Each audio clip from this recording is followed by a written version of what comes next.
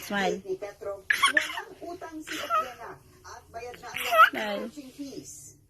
I have been full paid this sum by TJ Smile. directly and indirectly. Smile. I confirm this.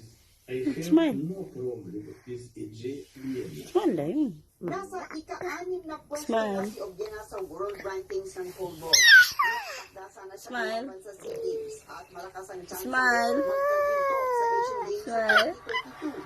Pero ayon kay Obiena, kung hindi ang akusasyon, ay posibleng magretiro na Smile. I have nothing to hide. Smile, eh?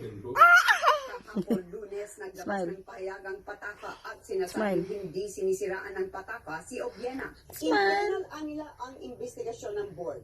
Smile. Sa pataka, nag-report si Obiena na binayaran niya sa tamang oras si Coach Petro mula May 2018 hanggang August 2021. Pero ayon sa records, Uy, smile lang.